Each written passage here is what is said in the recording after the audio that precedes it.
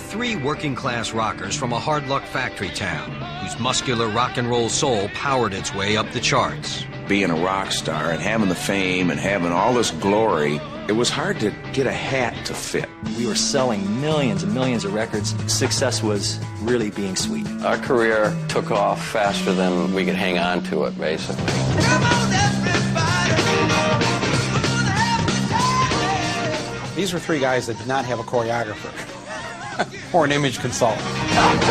The things they sang about fit an image that people already had of the band. You know, it's this traveling rock and roll outfit. It was arena rock at its biggest.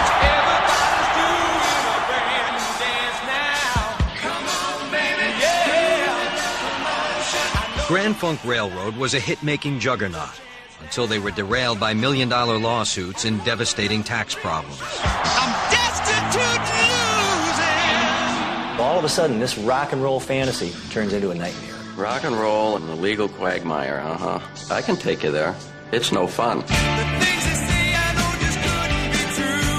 They waged a bitter legal battle with their ex-manager. To think that they would walk out on me and be sued for $57 million in damages. Please don't tell me that's the way that it goes. Then they fought the tax man. Well, after the Terry Knight lawsuits, after the depositions, and after all the red tape, then the IRS comes after me. And it's like, when will people stop attacking me? It's really your worst dream from hell. People have committed suicide for less. We're an American band. We're an American band. Now, for the first time on television, the rise and fall and rebirth of an American band. Grand Funk Railroad, Behind the Music.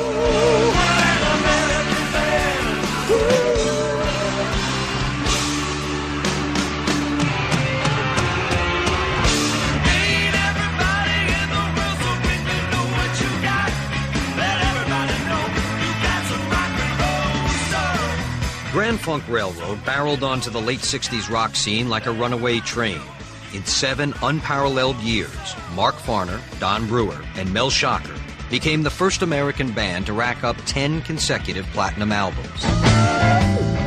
When the Beatles broke up, Mark, Don, and Mel came on the scene in America. Sold out Shea Stadium faster than the Beatles, sold over 30 million records, and garage bands sprung up all across America because their music was accessible. I said, hey there, baby, do you want to make the scene? Oh, well, come on over, baby, step into my time machine. They came from the Rust Belt town of Flint, Michigan to take on the world. Living in Flint at that time in the early 70s, it was like a non-stop Grand Funk soundtrack. Are you ready? You can trust me all the way. No matter where you went, whether it was just driving down the street, whether it was going out to the park or to the lake, or just, you know, in the shopping mall, Grand Funk Railroad was blasting everywhere. I don't need a whole lot of money. I don't need a big fine car. When you grow up in Flint and you always feel like you're the underdog, you don't really see yourself as being much more than that person who's installing the doors, you know, on the Buick LeSabre. She's some kind of wonderful. She's some kind of wonderful. Yes, she is. 17-year-old Don Brewer saw music as a way to escape the Flint assembly lines. In 1966, he was playing drums for the Jazz Masters, a popular local band. After a gig, Don was approached by 22-year-old Terry Knight, a former disc jockey with hopes of becoming a singer. That was the direction I wanted to go. Leaving radio, going into rock. He hit us up and said, you know, I want to be a singer. He had the gift of gab. This guy could walk into a room, any place, find the right people to go to, and immediately go there and start talking. Don joined Knight, and the Jazz Masters were renamed Terry Knight and the Pack. Next, 17-year-old guitarist Mark Farner was added to the group. They needed a bass player, so I turned from guitar player into instant bass player. Mark Farner impressed me as being total energy, limitless energy. A young, vibrant personality, played guitar well, played bass well, always eager to learn and always eager to perform. Terry Knight and the Pack scored a hit record on the Lucky 7 label in the summer of '66. He buys you diamonds That was our first real experience at being somebody. First we charted in Flint, then we charted in Detroit. I Who Have Nothing peaked at number 46 on the Billboard singles chart. But it was a big enough hit to earn them a national TV spot on Where the Action Is. He can buy you the world, but he'll never love you the way.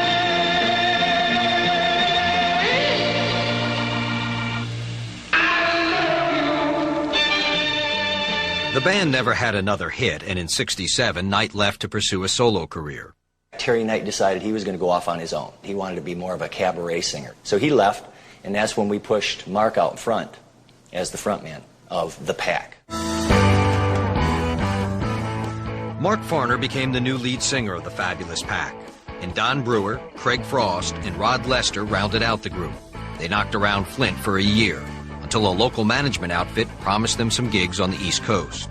We get to Cape Cod, and management doesn't produce the gigs, and they've got us in a couple of little cabins out on Cape Cod in February, I think it was, you know, and it was cold, and these places weren't heated. Out of nowhere, the worst snowstorm in the history of the world hit the East Coast. We were melting down snow, boiling that, mixing it with oatmeal. You know, the management is nowhere in sight. They left us with no money, you know.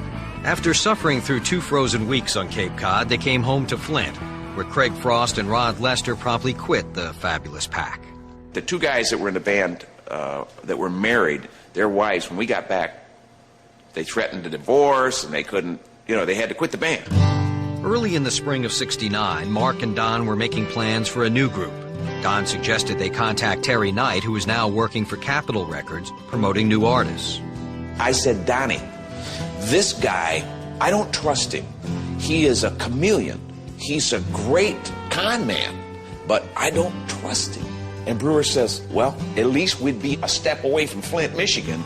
Knight expressed interest in the idea of a power trio. That got our minds working, you know, because what was happening now, 67, 68, Jimi Hendrix, Cream, Blue Cheer, the power trio thing was happening. With Don on drums and Mark on guitar, they needed a bass player. Mark invited another Flint musician, bassist Mel Shocker, to complete their power trio.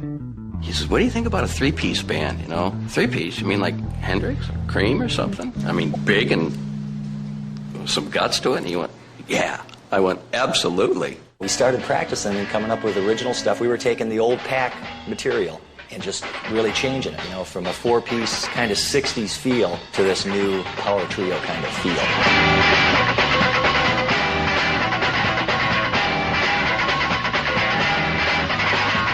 I knew in rehearsals that we had something. We all did.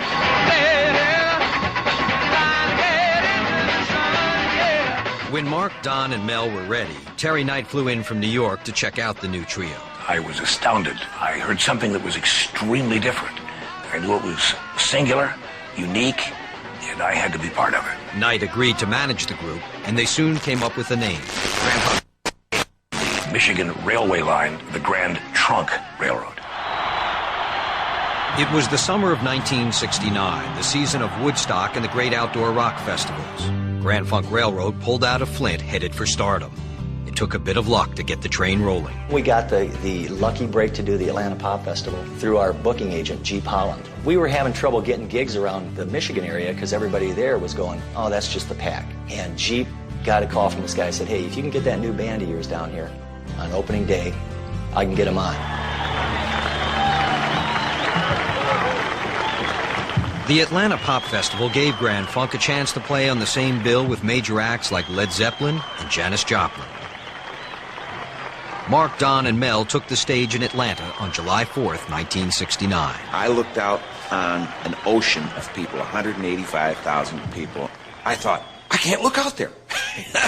That's too far to look. You know, my guts were totally in a knot. We're going, oh my God, I can't believe we're about to do this. It was 12 noon, it was time to rock, and these boys from Flint, Michigan went on. Are you ready? You can touch me all the way. From the opening chords, Grand Funk Railroad rocked the huge festival crowd. Are you ready? Well, then let me hear you say. They're like chanting and going and rocking. I ripped my shirt off. The audience went nuts. That was like, I learned that, hey, they like that bare-chested stuff, you know? When Mark would take his shirt off, the women in the audience sometimes would take their shirts off. That was the response that I cued in on. Oh, wow, what's that in the front row? Woo!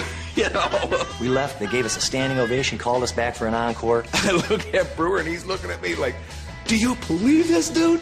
You know, we are a garage band, man, from Flint, Michigan. We are 20 years old. That 4th of July show was the coming out party for a group that would become known as the American Band. Atlanta was definitely the turning point for Grand Funk Railroad, and the word of mouth of Grand Funk Railroad went across the country like wildfire. Capitol Records wanted Grand Funk, but to get the band, Capitol had to make a deal with their manager, Terry Knight. You have to remember that Grand Funk were not signed to Capitol Records. Grand Funk was signed to me. Since Mark, Don, and Mel were already under contract to Knight, Capitol signed a deal with Knight for their services. It was a deal that would lead to bitter conflict over the next 3 years. You know, you're 20, 21. All you want to do is play music. You're not really thinking about, you know, how much money's coming in. You're just having so much fun at that point. It's not until later on when you get home at the end of the tour and you realize, wait a second, I can't pay the rent, that something's wrong. I was 20 years old. Don was 20 years old. Mel was 19. You know, we looked at each other and went, wow, this is really big.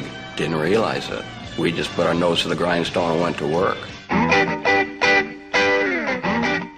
Just 3 weeks after the Atlanta Pop Festival, Grand Funk released their first Capitol single. Time Machine went to number 48. By October, their debut album, On Time, cracked the top 30. Come on over, baby. Step into my time machine. It was a modest start for a band that would soon be dominating the charts.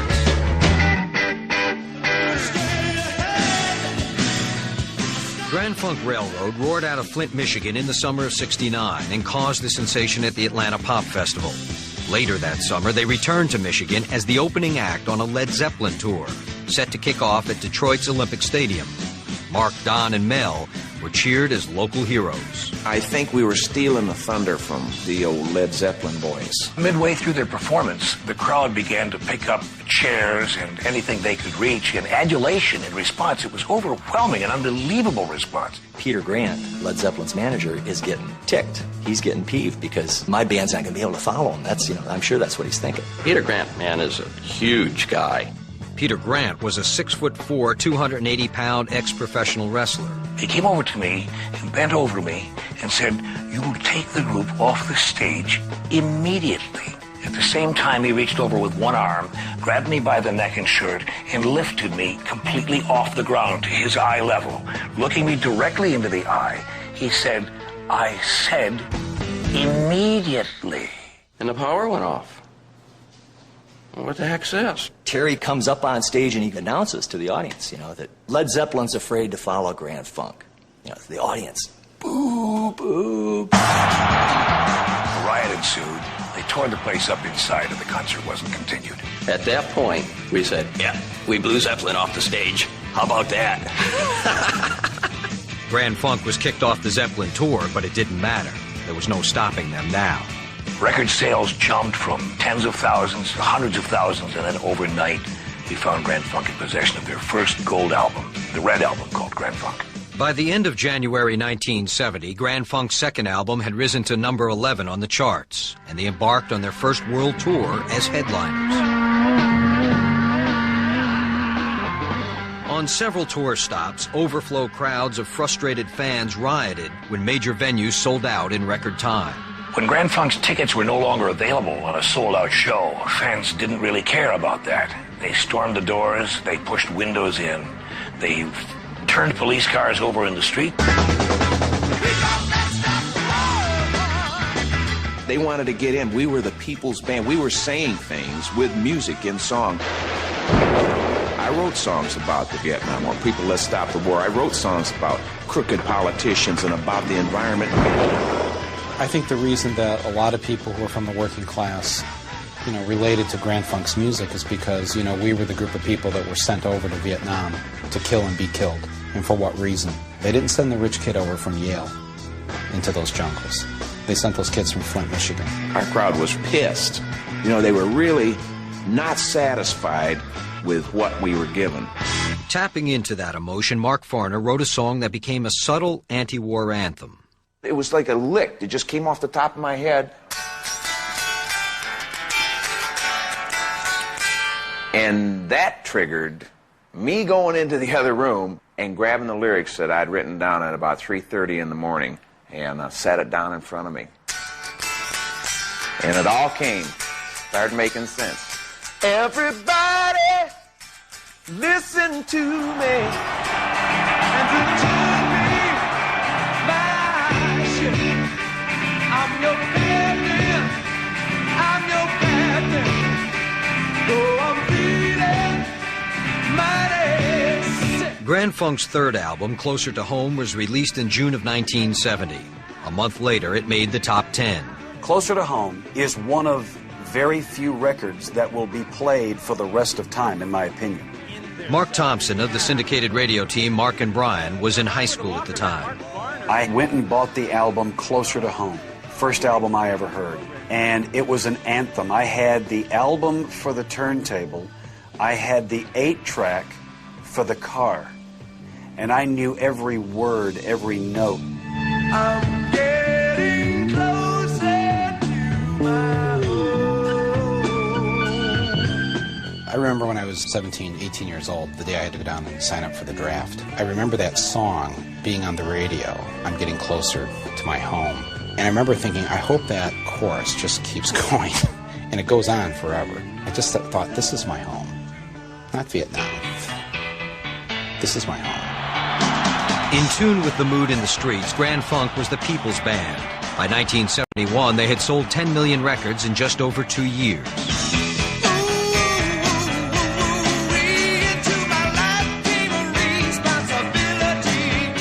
Manager Terry Knight kept the Grand Funk publicity engine chugging along. He got Capitol Records to pay for a gigantic block-long billboard in Times Square. No one had ever done anything like that before. This was a first. My face was 120 feet tall, you know? And I remember looking up and I went, oh my God. It was embarrassing. Ooh, baby, when times are good, you know they couldn't get no better if they tried to. Mark, Don, and Mel were big, and they were about to get bigger. On June 5th, 1971, tickets went on sale for a Grand Funk concert in New York Shea Stadium. The only other band to have played Shea was the Beatles back in '65. Grand Funk Shea Stadium concert sold out in 72 hours.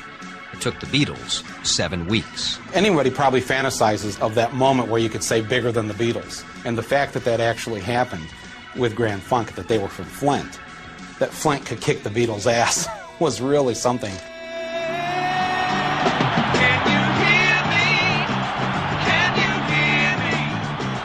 By the summer of 1971, just 2 years after they began as a power trio, Grand Funk Railroad had become one of the top live acts in rock and roll. Their sold-out concert in New York Shea Stadium was a mass demonstration of their growing star power. Peter Frampton and his band Humble Pie opened for Grand Funk at Shea Stadium. It was an honor to be there. That's the way we felt. You know, the Beatles have been here, and now here we were. You look round, and there was just this mass of faces, you know, and it was more people than I'd ever seen in one show in my life. What's happening? Yeah. We got 2 choppers to take us. We go in the big one.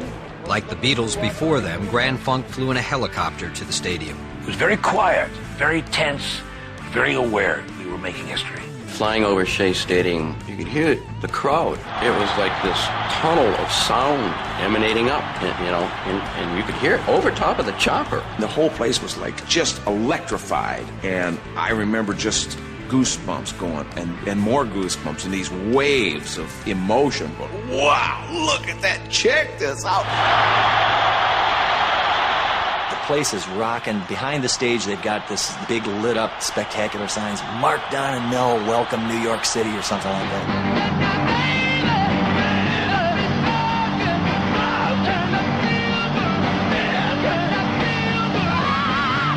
There was no words exchanged. When I looked over at Mel, he was just like, can you believe this, Farner? I mean, it's like, we're the 3 guys from from Flint, Michigan, the Garage Band, who's on stage now at Shea Stadium in front of 50,000 people. We could see the entire stadium oscillating, the bleachers moving up and down. I heard rumors of how the structural engineers were called in and threatening to stop the concert. There were serious fears that the stadium might actually cave in.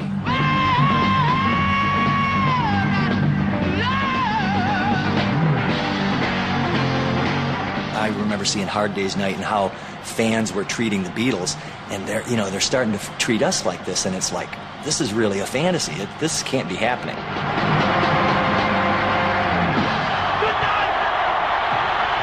It was a triumphant night for the boys from Flint, but Shea Stadium also marked the beginning of open hostility between Grand Funk and manager Terry Knight. We knew that a lot of money was being generated by Grand Funk Railroad, but we knew, too, that by our bank account, we were seeing very little of it. We were selling millions and millions of records, and success was really being sweet. We're not seeing the money. Don and I went into Terry's room one day at the motel, and I was sick of $350 a week. And I just told him, I says, I want to know what's going on with this money. I need to know right this minute, dude. I'm going to get a piece of your butt. And he started like shaking because I just wanted to kill him. The tens, if not hundreds of thousands of dollars a week they were making was put into their bank account as a corporation. The $350 a week, or whatever they drew as a salary, was entirely up to them. Income from concerts, records, and royalties went into a corporation named Grand Funk Enterprises Limited. Money from the corporation was invested in speculative oil and gas ventures with a company called White Shield. We get statements from White Shield Oil and Gas. This well was dug over here, and because it was a dry well, it won't produce. We were innocent. We believed in people. When they tell you that they're going to get the job done, we absolutely believed in it.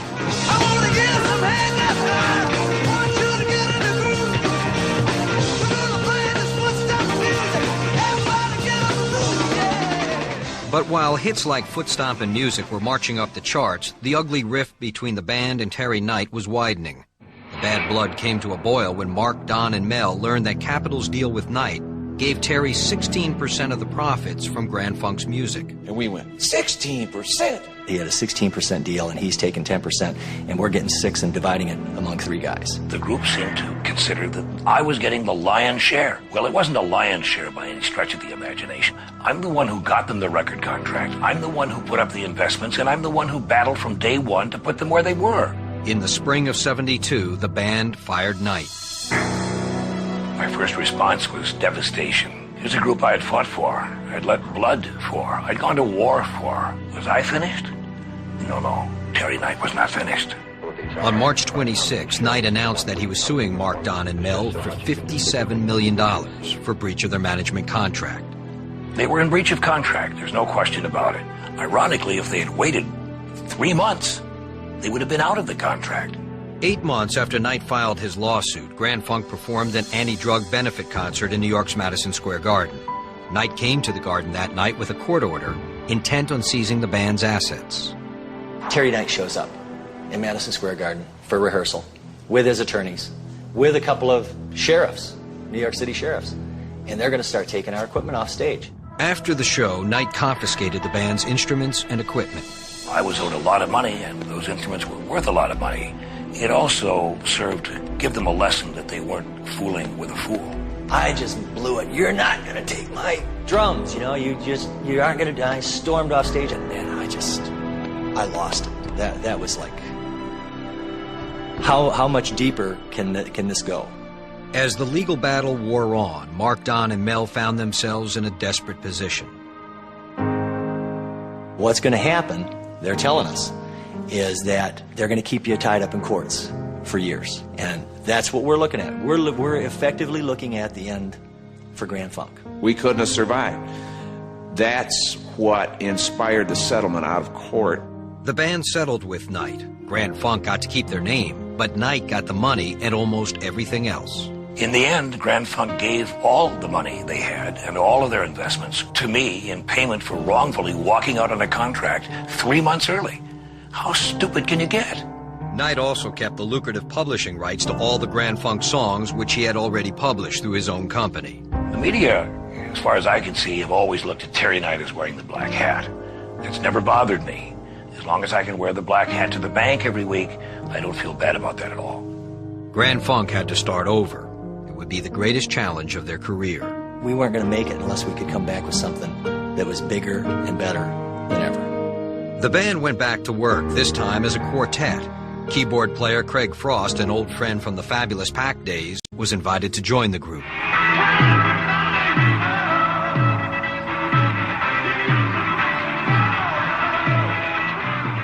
In the fall of '72, they released their 5th top 10 album in a row titled Phoenix. Coming back and doing the Phoenix album was raising up and, saying, hey, no matter what happened before, we're still together, we're still brothers, we still make music, and we love each other. We had one really good rock song on there, Rock and Roll Soul, and it really kind of saved us because it was a top 40 hit.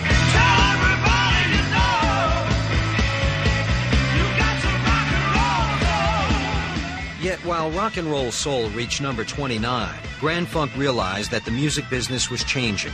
Rock fans and radio stations were embracing more polished pop rock sounds, and album-oriented radio formats were dying out. But Grand Funk had never made a top 10 single. To survive, they needed to revamp their sound. Pop hitmaker Todd Rundgren was hired to produce their next record.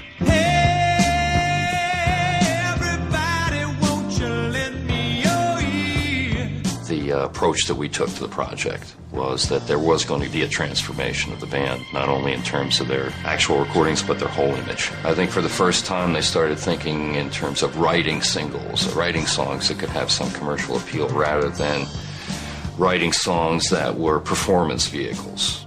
1, 2, 3, 4.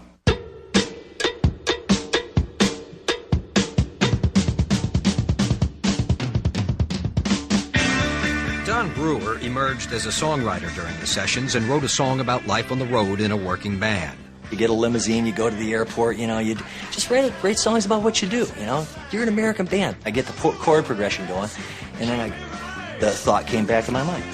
We're an American band. We're an American band. We're an American band. We're coming to your town. We'll help you party it down. We're an American band. Yeah, there were 4 young Chiquitas in Omaha. That was a real thing, and each one was designated to take each member of the band and take care of us while we were in Omaha. All young Chiquitas in Omaha, waiting for the band to return from the show. Feeling good, feeling right, it's Saturday night. The hotel detective, he was out of sight. We're an American Band was released in advance of the album on July 2nd, 1973. 2 weeks later, while we're sort of wrapping up the record, the song has already cracked the top 10 in the charts. The song went number 1 before we were finished recording the record. Having a #1 single is just definitely a good feeling, but having gone through what we went through prior to that was the best. Mark, Don, and Mel had risen to the challenge. This is the sweetest revenge that you could ever imagine because Terry Knight had us down, the critics had us down, everybody had us pegged as being the biggest losing band in the world, and man, we are back and we got a hit.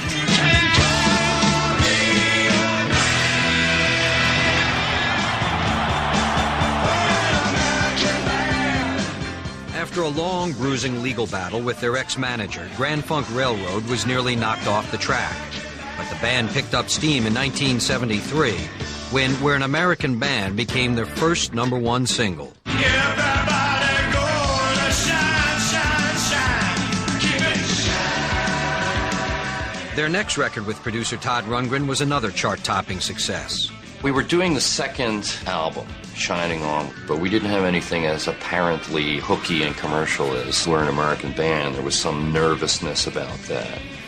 And so we figured we better cover ourselves, and so cover we did, literally.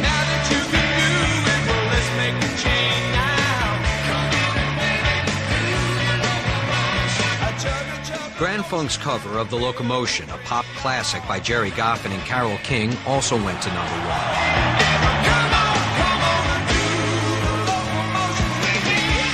just kind of slapped that together after the rest of the record was done, and lo and behold, it became the calling card for the follow-up album.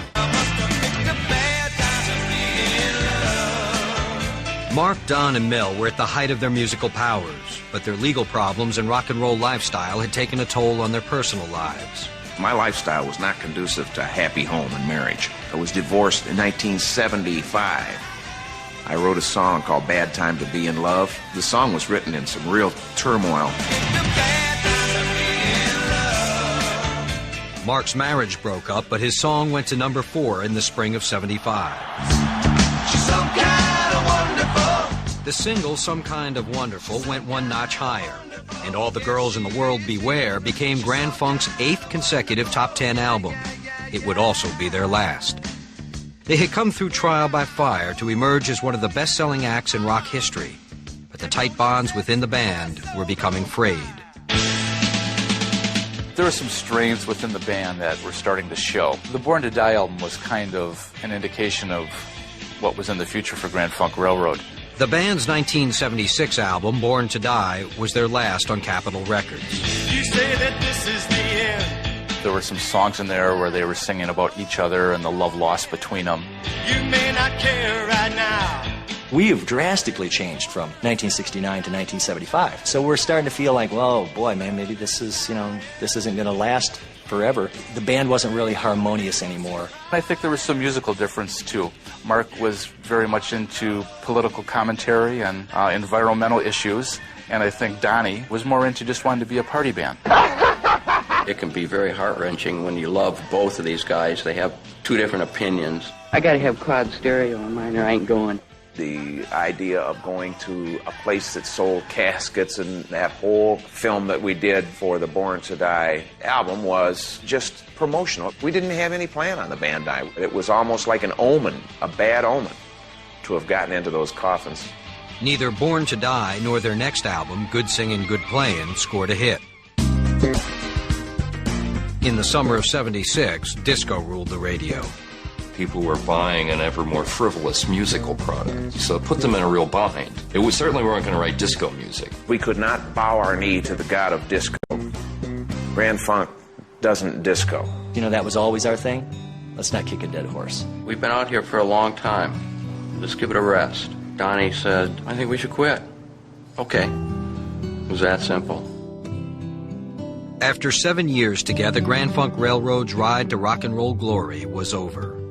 We all wish that they had just hung in there and destroyed disco, and not give in to the sort of cotton candy version of rhythm and blues, funk, etc. And it didn't happen. They just sort of went away, and it was sad when that happened. When Grand Funk broke up, Mark, Don, and Mel pursued separate musical and personal interests.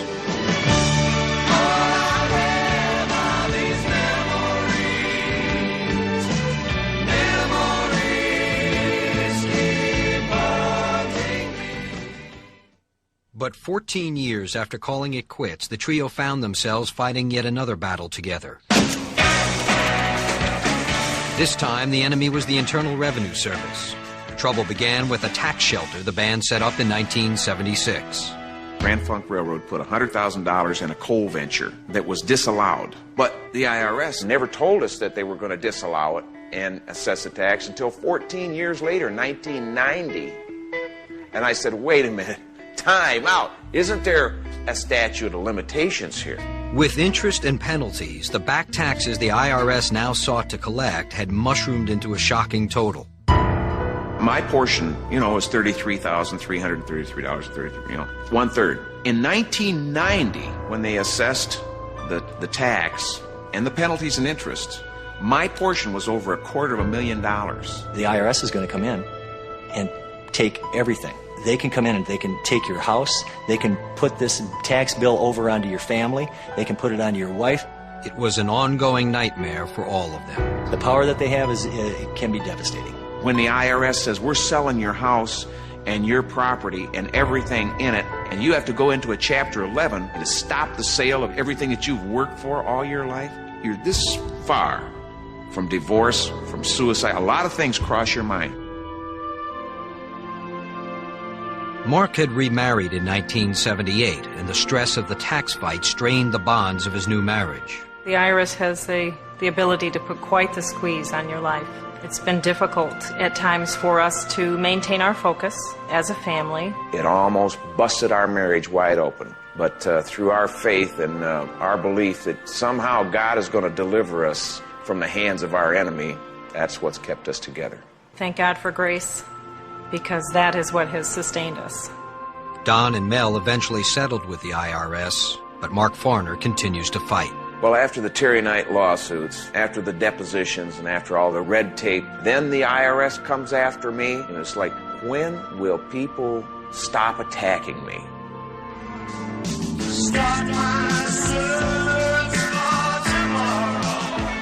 By 1995, 26 years and 40 million records after they first rocked the world, Mark Farner, Don Brewer, and Mel Shocker had moved on with their lives.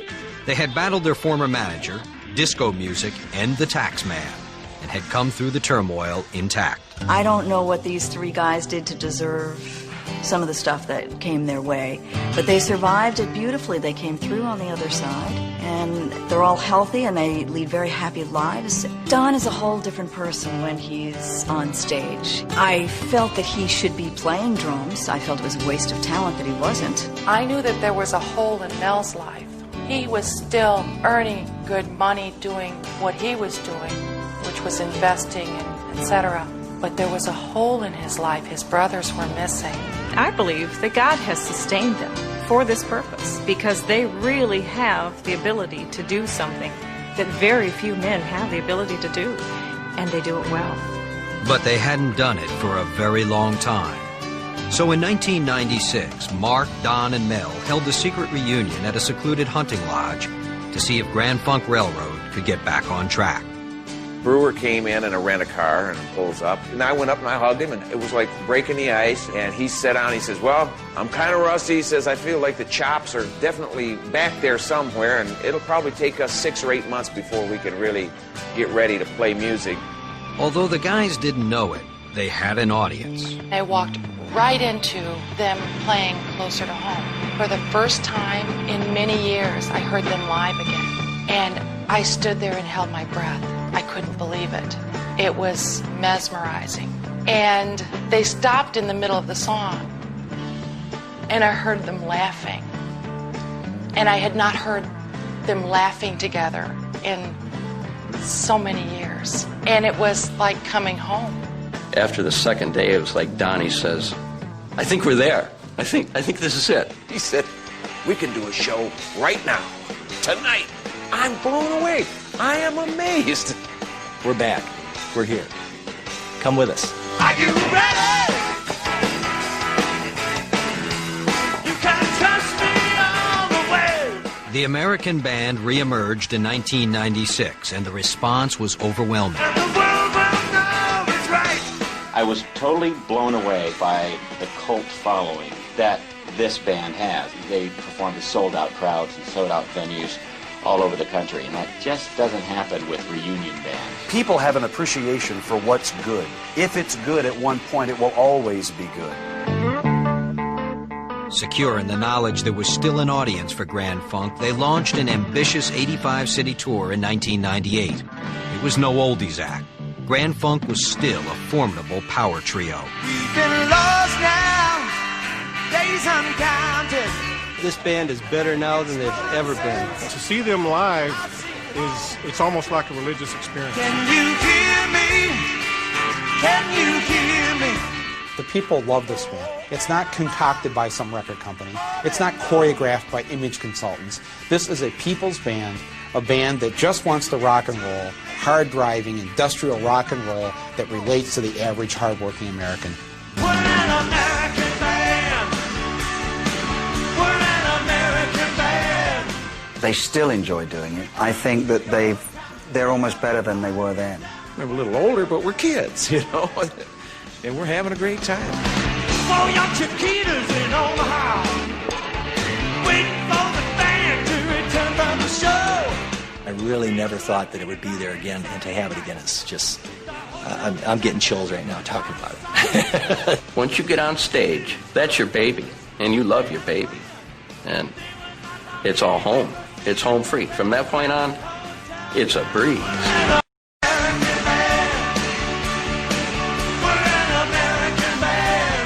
This band, Grand Funk, represents the fact that rock and roll truly is the people's music, and that it is open to anyone, and I mean anyone, who can come out of their garage and end up in Shea Stadium.